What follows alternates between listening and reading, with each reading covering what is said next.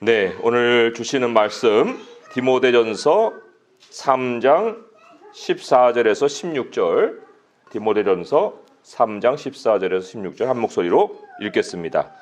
내가 속히 네게 가기를 바라나 이것을 네게 쓰는 것은 만일 내가 지체하면 너로 하여금 하나님의 집에서 어떻게 행하여야 할지를 알게 하려 함이니 이 집은 살아계신 하나님의 교회요 진리의 기둥과 터니라. 크도다 경건의 비밀이요 그렇지 않다 하느니 없도다. 그는 육신으로 나타난 바 되시고 영으로 의롭다 하심을 받으시고 천사들에게 보이시고 만국에서 전파되시고 세상에서 믿음 받으시고 영광 가운데서 올려지셨느니라. 아멘. 네, 교회란 무엇인가라는 질문과 교회 생활은 무엇인가라는 이 질문이 한꺼번에 중요합니다. 따로 떨어뜨려서 할 수 있는 질문이 아니에요. 마치 사람이 무엇인가와 인생이 무엇인가를 함께 생각해 보아야 하는 것과 같습니다. 우리는 사람으로 살지만 나는 사람으로 사오 이렇게 안 하고 나는 인생을 삽니다 이런 말을 하잖아요. 그렇듯이 우리가 인생이라는 걸 굉장히 중요하게 더 생각을 한다고 볼 수 있습니다.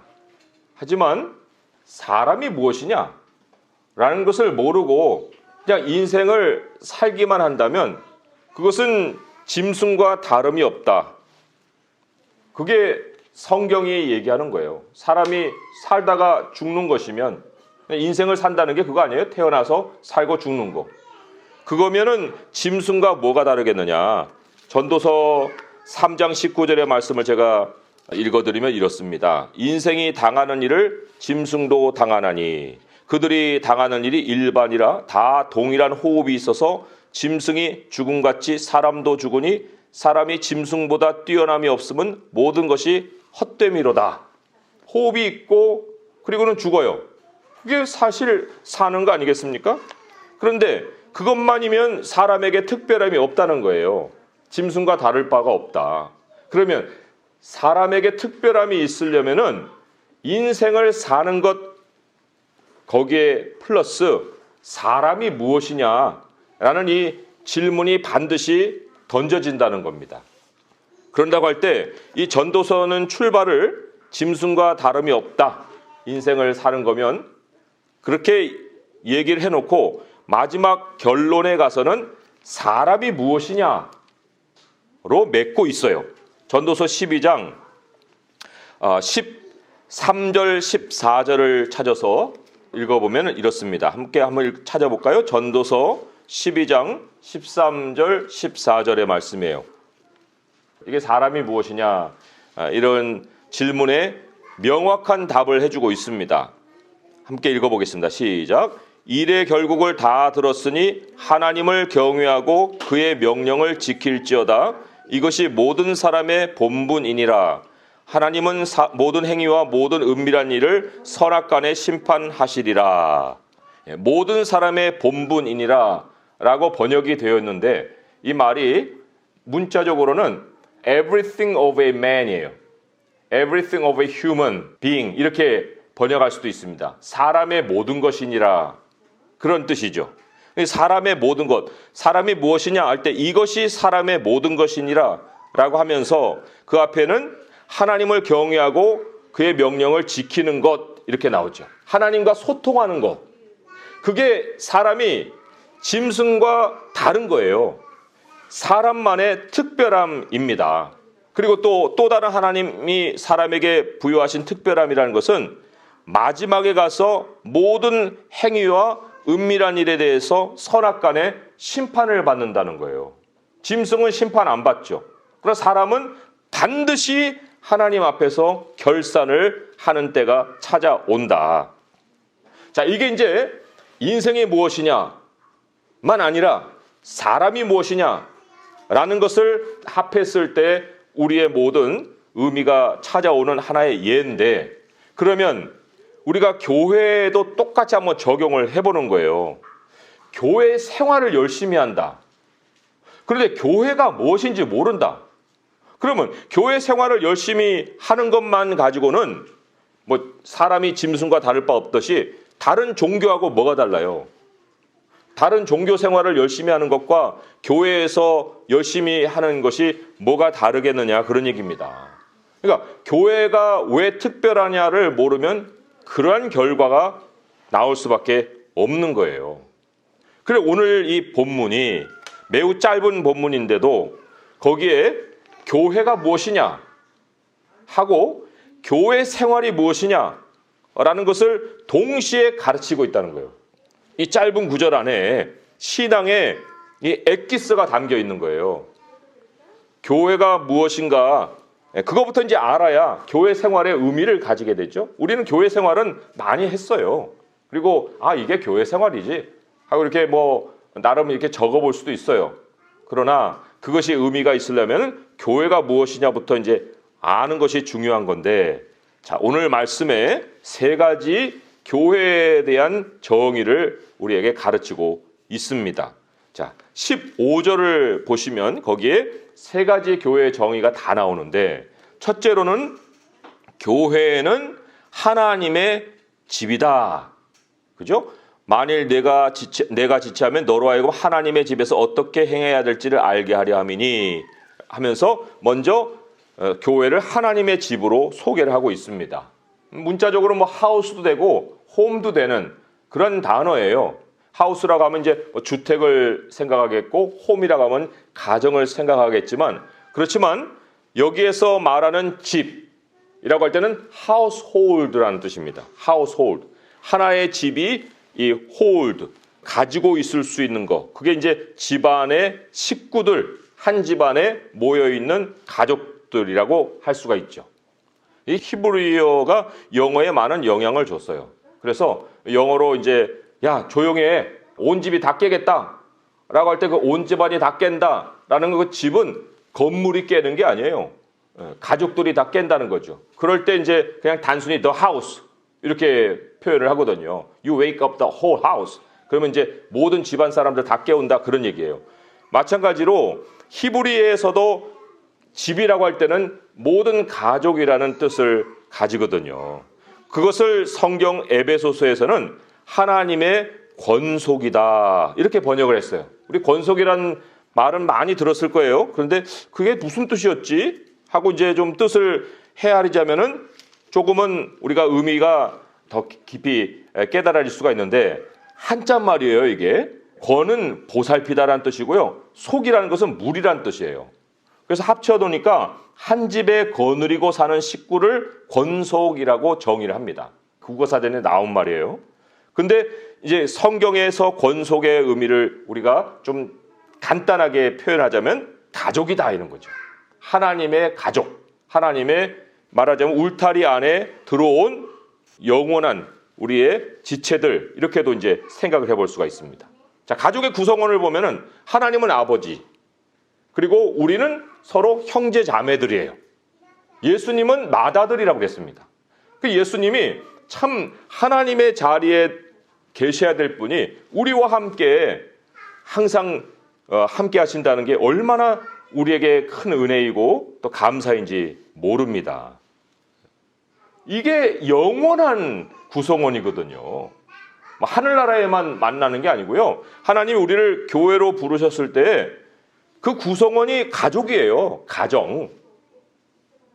그러나 이제 교회사가 이렇게 진행되어 오면서 또 나라에서 이제 교회를 또 주관하고 또 교회 규모가 커지고 하다 보니까 이 교회가 이제 조직으로 바뀌는 거예요. 조직체가 되는 거예요. 가정에서. 아니 우리 가족들 모아놓고 우리 조직은 이건 무슨 깡패 조직이에요? 깡패 조직이나 조직이라고 그러지 누가 가정을 조직이라고 얘기합니까? 그렇기 때문에 교회는 조직이 아닌데, 그런데 또 교회 생활을 하는 걸 보면은 조직으로 움직이는 경우가 많습니다. 우리가 여기에서 이제 아주 조심해야 되는 거예요. 직분이라는 거는 조직을 운영하기 위해서 만들어 놓은 게 아닙니다. 직분은 서로를 섬기기 위해서 하나님이 세워 놓으신 거예요. 서로를 온전하게 하기 위해서. 가정에도 아빠, 엄마 다 뭐 우리가 형제 자매들이지만 하나님 안에서는 또 가정 안에 또 위도 있고 아래도 있고 맏아들도 있고 뭐 막내도 있고 하는 것처럼 왜 그렇게 서로 다른 그 책임을 가져요? 그는 서로 돌보고 섬겨주고 아껴주고 하기 위해서 아닙니까? 만약에 교회가 조직이면요, 말 그대로 목사는 사장이고 장로들은 이사회예요. 그잖아요? 그런 사장과 이사회들이 모여가지고 무슨 일을 하겠습니까? 교회가 하나님의 가정인 줄도 모르고 뭐 예산 집행하고 조직 운영하고 또 뭐 교회 정책 이행하고 이런 데에다가 열심히 쏟아부어지면 그러면 다른 종교하는 활동하고 뭐가 다르는 거예요? 세상 회사 운영하는 거하고 뭐가 다른 거예요? 다를 게 없는 거예요. 그러니까 굉장히 중요한 겁니다. 교회가 무엇이냐라고 할 때 하나님의 가족이다. 하나님이 그리스도 안에 묶어놓으신 가족이다 하는 것을 늘 우리가 새기고 살아야 됩니다.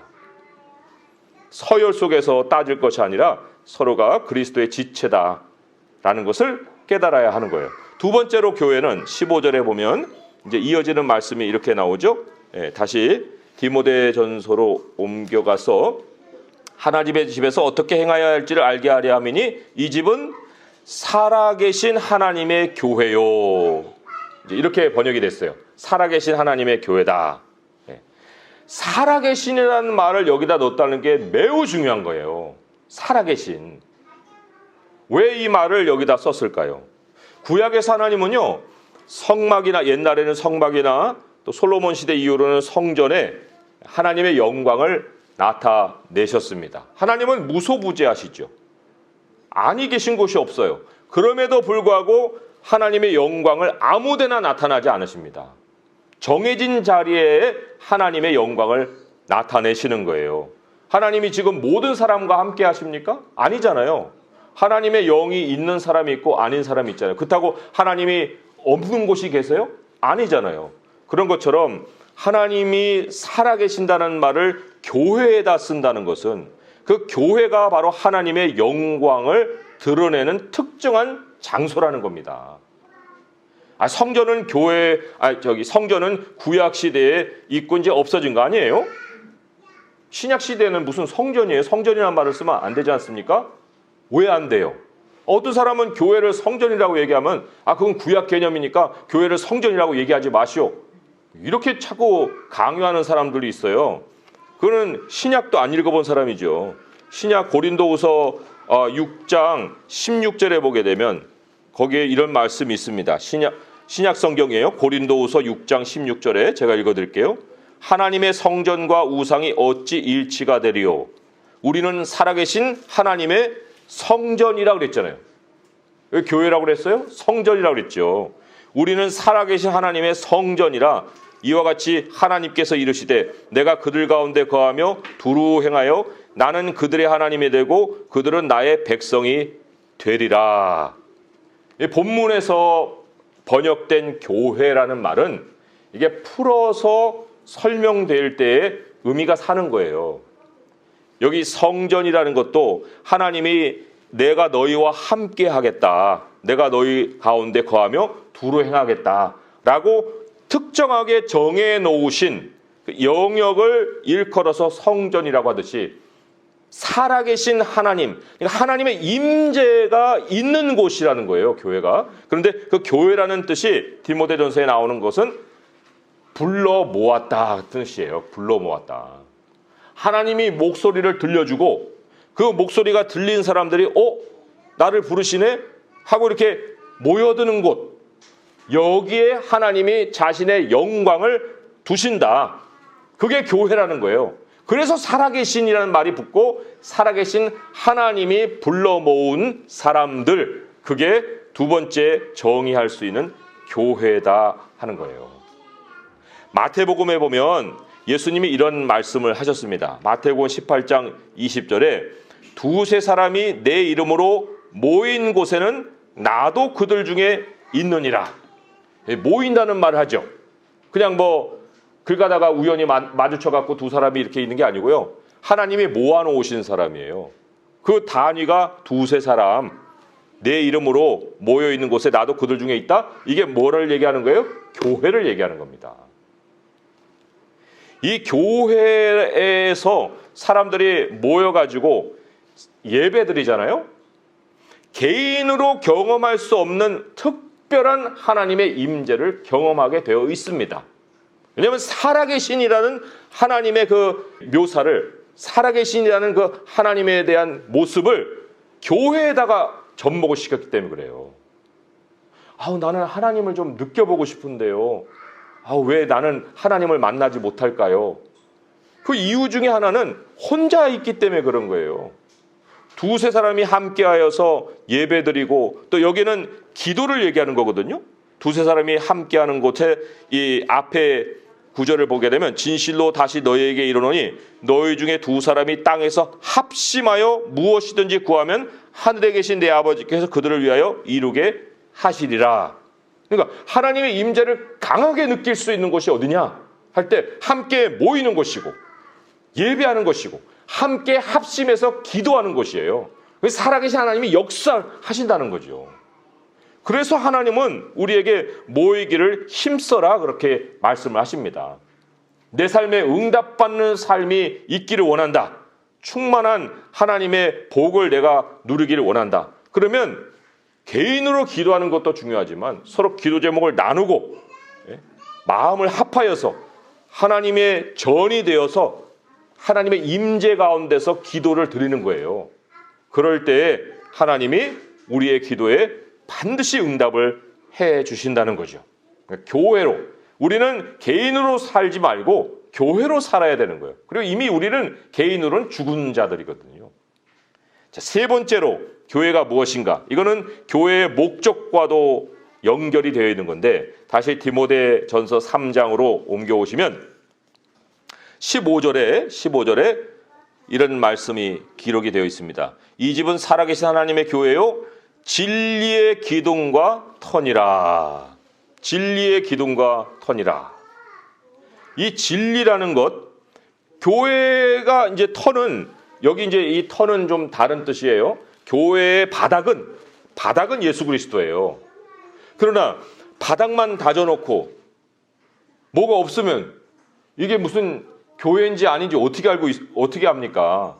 바닥을 다졌다는 거는 거기에 이제 집을 세우기 위해서 바닥을 다진 거잖아요.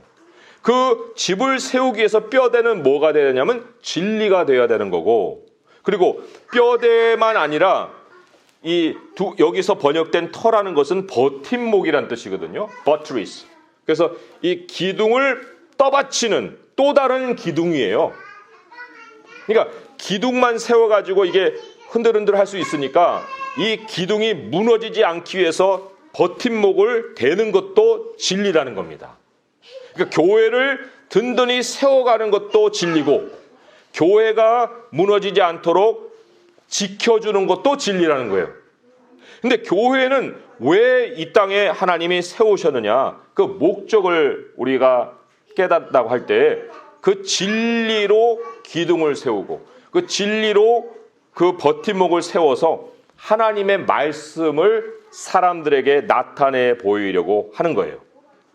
하나님이 나타나셔서 직접 말씀으로 선포해 주시면 너무 좋겠죠. 그러나 하나님은 우리를 통해서 영광을 드러내십니다. 그게 창세 이후로 영원한 나라까지 하나님이 목적하신 거예요. 그러니까 우리는 하나님의 영광이에요. 그러니까 하나님의 말씀을 직접 말씀하지 않고 우리를 통해서 말씀하신다는 거예요. 그게 진리입니다. 기둥 없이 공중에 뭐 이렇게 떠 있는 건축물을 만들 수 있어요? 그런 건축물은 세울 수가 없습니다. 그러니까 우리에게 하나님의 말씀이 있다는 이 사실이 하나님의 교회를 세워갈 뿐만 아니라 그 교회를 보호하고 지켜낼 수 있는 핵심이다. 자, 지붕은 어디 있습니까? 지붕은 계시록에 보면은 아주 멋지게 묘사가 돼 있어요. 계시록 7장 15절에 보면은 지붕에 관한 것이 이렇게 나와요. 계시록 7장 15절에 그러므로 그들이 하나님의 보좌 앞에 있고 또 그의 성전에서 밤낮 하나님을 섬김에 보호자에 앉으신 이가 그들 위에 장막을 치시리니. 그들 위에 장막을 치신다. 이게 지붕이에요, 지붕. 하나님이 지붕 역할을 하는 거예요. 자, 터도 예수 그리스도, 지붕도 하나님. 근데 하나님이 지붕을 덮어주려고 하는데 기둥이 없네? 기둥 없는 곳에 하나님이 어떻게 그걸 덮어줘요? 기둥부터 세워야 지붕이 세워지죠. 그러니까 진리가 없는 곳, 기둥이 없는 곳에는 하나님의 임재도 없어요. 진리가 없는 곳에는 하나님의 함께하심이 없다는 것입니다. 그 교회가 하나님의 임재를 아주 크게 받으려면은, 하나님의 임재를 크게 경험하려면 그 교회 안에 진리가, 기둥이 아주 크게 세워져야 돼요. 진리의 깨달음이 우리 성도들에게 풍성할 때 하나님의 임재가 그 위에 들이우신다는 겁니다. 다시 한번 정리해 볼까요? 교회는 조직이 아닙니다. 교회는 가정이라고 그랬어요. 교회는 하나님이 모으신 백성이라고 했습니다. 그리고 교회는 진리로 세워지고 진리로 보호된다. 이게 이제 교회가 무엇이냐 할 때 우리가 내세울 수 있는 답이에요. 이거를 알아야, 이게 전제가 돼야 교회 생활이 있다는 겁니다. 교회 생활. 자, 그럼 이제 교회 생활을 어떻게 하는 거예요? 교회 생활. 주일 성수, 헌금 생활, 또 뭐 신방, 뭐 서로 기도, 이런 걸 우리는 생각하겠죠. 그러나 하나님은 원론부터 알려주시죠.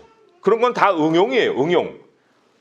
교회 생활의 핵심이 뭐냐? 오늘 두 가지를 또 가르치고 있습니다. 14절 말씀부터 해서 제가 읽어가면 이렇죠. 내가 속히 내게 가기를 바라나 이것을 내게 쓰는 것은, 이건 이제 성경이에요. 너에게 이것을 써준 것은 만일 내가 지체하면 너로 하여금 하나님의 집에서 어떻게 행하여야 할지를 알게 하려 함이니 그랬죠. 어떻게가 생활이에요. 교회 생활. 교회 생활을 어떻게 하려면 뭐가 있어야 돼요? 하나님 말씀이 있어야 된다니까요. 진리의 기둥과 터, 그게 결국은 나의 교회 생활의 시작이에요. 교회 생활의 시작은 하나님의 말씀을 통해서 내가 어떻게 행해야 되는가를 배우는 거예요. 뭐 행동부터 해놓고 내가 잘했나? 점검하러 오는 게 말씀이 아니고요. 말씀부터 배우고 그 다음에 행동을 하러 나가야 되는 거. 이게 교회 생활입니다. 참 우리가 이 순서가 바르게 이렇게 돼야 되는데, 교회 생활을 익숙하게 이제 하는 사람들 보게 되면 성경은 하나도 별로 이렇게 알지도 못하고 그런 게 거기에 있었어요? 근데 그 사람 신앙생활 몇 년 하는가 보면 10년도 하고 20년도 하는 사람이 있어요. 교회 생활은 익숙하게 잘해왔는데 성경 그게 그런 데가 있냐고 물어보면 이게 어떻게 이거를 생각을 해야 됩니까? 교회 생활을 했다는 거예요, 안 했다는 거예요, 그러면? 그러니까 기록된 말씀부터 우리가 배워서 어떻게 행해야 될지를 알고, 자, 그러면 어떻게라는 거에 있어서 그럼 이게 어떻게 이걸 다 읽어요? 이거 어떻게 다 행한다는 거예요? 이럴 수 있잖아요. 자, 그럴 때 그 어떻게의 실제 사례를 남겨놓고 예수님이 우리 앞에 승천하셨습니다. 자, 그게 16절의 말씀이에요. 경건이라고 이제 경건. 신앙생활에 우리가 경건하게 하기 위해서 신앙생활을 또 한다. 또 신앙생활의 열매가 경건이다. 이렇게 얘기하는데 무슨 경건이 뭐 거룩해져 갖고 이렇게 막 무게 있게 되고 다른 사람 앞에서 뭐 좀 달라 보이고, 그게 아닙니다. 16절의 말씀을 같이 한번 읽어볼게요. 시작. 크도다 경건의 비밀이요 그렇지 않다 하느니 없도다. 그는 육신으로 나타난 바 되시고 영으로 의롭다 하심을 받으시고 천사들에게 보이시고 만국에서 전파되시고 세상에서 믿음 바 되시고 영광 가운데서 올려지셨느니라. 이게 경건이에요. 예수님의 생애가 경건입니다. 그 예수님의 생애를 육신으로부터 시작해서 영광 가운데 올려지기까지. 우리가 그래요. 우리가 육신으로 왔잖아요. 그리고는 영광 가운데 올려질 거예요. 예수님이 바로 그 절차를 다 밟으셨다고요. 영으로 의롭다함을 받고, 우리도 영으로 의롭다함을 받잖아요. 천사들에게 보이고 만국에 전파되고 세상에 믿음 받는 거는 예수님에 대한 공생애이고, 우리도 이 땅의 세계에만 우리가 알려지는 것이 아니라 하늘과 땅의 세계의 모든 만물이 우리를 지켜보고 있는 거예요. 그리고는 우리의 입술을 통해서 하나님의 복음이 만국에 전파되고, 그리고는 믿는 사람들이 모여오고, 그 사명이 끝나면 우리도 올려지는 겁니다. 결국에 신앙생활, 교회 생활이라는 것은 예수 그리스도를 닮아가는 거예요. 예수 그리스도가 밟아서 먼저 사신 그 삶을 우리가 따라가는 거, 이게 교회 생활입니다. 사람 앞에서 하는 게 아니에요. 이게 하나님 앞에서 하는 겁니다. 그러니까 말씀을 우리가 먼저 배우고, 그리고 그 말씀의 모범이 되신 주님을 주목하는 거, 이거를 떠나서 어떻게 무슨 우리가 교회 생활에 달인이 될 수 있어요? 그런 게 어디 있어요? 교회 생활에 마스터가 어디 있어요? 그런 건 없는 거예요. 그리고는 나중에 이제 하나님이 우리를 평가하신다는 거, 이게 사람의 특별함이라고 말씀을 드렸지요. 이제 말씀을 맺습니다. 우리는 종교인이 아니에요. 교회 생활을 하면 종교인은 될 수 있어요. 하지만 우리는 하나님의 성전이라고 했습니다. 그 하나님의 성전은 이 땅에서 지어져 가서 마지막에는 완성된 성전 안에서 우리가 살 겁니다. 지금이 이미 하늘의 생활이 시작이 된 거예요. 요한계시록 21장 2절에서 몇 절 읽어드리면 이런 말씀이 있습니다. 여기 이제 우리가 마지막에 목격하게 될 우리의 영원한 성전입니다. 21장 요한계시록 2절에서 몇 절 읽을게요. 또 내가 보매 거룩한 성 새 예루살렘이 하나님께로부터 하늘에서 내려오니 그 준비한 것이 신부가 남편을 위하여 단장한 것 같더라. 내가 들으니 보좌에서 큰 음성이 나서 이르매 보라, 하나님의 장막이 사람들과 함께 있음에 하나님이 그들과 함께 계시리니. 이게 이제 하나님의 집이라는 거 아니에요? 그들은 하나님의 백성이 되고 하나님은 친히 그들과 함께 계셔서, 하나님이 모아놓으신 그 하나님의 살아계신 성전이잖아요. 모든 눈물을 그 눈에서 닦아주시니 다시는 사망이 없고 애통하는 것이나 곡하는 것이나 아픈 것이 다시 있지 아니하리니 처음 것들이 다 지나갔음이로라. 예수님과 같은 공생애를 살아온 모든 사람의 눈에서 눈물을 닦아주시는 거예요. 우리 이제 이후로 교회를 알고, 우리 하나님이 우리에게 세우라 하신 이 교회를 세우면서 정말 하나님의 뜻대로 우리 교회 생활을 해나갈 수 있기를 바랍니다. 하나님이 살아계셔서 우리와 함께 하시니 이 임재가 있는 하나님이 다른 일반의 거리에서 영광을 드러내지 않고 우리 안에 살아계신 하나님의 영광을 드러내고 계시니 그 임재를 느끼고 그 임재를 체험하고 그 임재만큼의 복을 평생 누려갈 수 있는 우리 성도 될 수 있기를 우리 주님의 이름으로 축원드립니다. 기도하겠습니다. 하나님 아버지, 우리가 혹시 배운 것이 종교가 아닌가요? 하나님, 이 때 묻은 그런 여러 가지 세상 개념의 종교들은 다 벗어 던지길 원합니다.